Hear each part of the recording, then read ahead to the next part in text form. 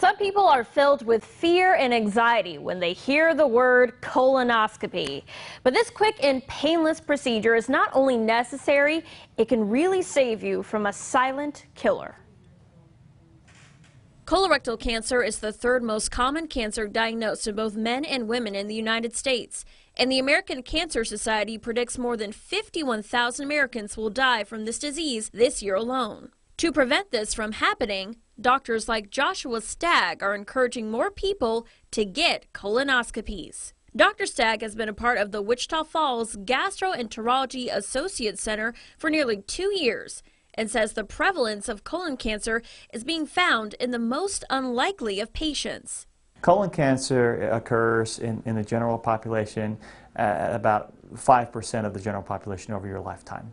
It is more common the older you get, but what we are finding over the last few years is that colon cancer is being increasingly diagnosed in younger people, meaning in people below the age of 50. And there are certain factors that can increase the risk of colon cancer, like age, tobacco use, eating too much red meat, not getting enough fiber in your diet, obesity, and another. A big one is family history. If you are aware of colon cancer in your family, that is a big deal. If you have a first-degree relative who was diagnosed with colon cancer below the age 60, that means you have to start your screening at age 40. And then you should not go any longer than every 5 years of having a colonoscopy. According to Dr. Stagg, colonoscopies have come a long way in the age of modern medicine, especially when it comes to preparing for one. 20 years ago, most of the preps we had were large volume preps, and that means we were having you drink 4 liters of medicine that tasted like seawater. Nowadays, we have people do a split prep, and that's where they drink a smaller amount of liquid, maybe 8 to 16 ounces, the evening before, and then they do it again the morning of. It basically causes the patient to have a large amount of diarrhea, which cleans out their colon and gets all the solids through us, so that when we do our colonoscopy, we can see clearly and that we don't miss anything. And this is what they don't want to miss. We're looking for cancer and we're looking for polyps. 30 to 40% of our patients end up with a colon polyp that is resectable, meaning we can take it out at the time of the colonoscopy.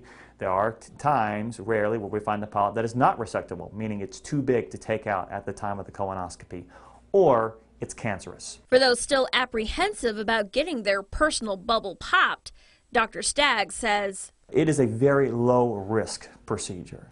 The odds of something bad going during a colonoscopy are very low, and the benefits of having a colonoscopy are very, very high. Doing a colonoscopy, for the most part, is very comfortable. We provide moderate sedation. Our patients are very comfortable. They don't remember a thing, and they end up having a good experience.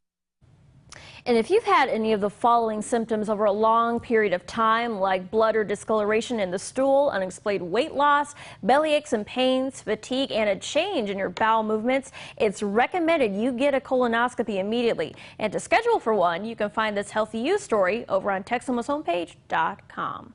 Hey.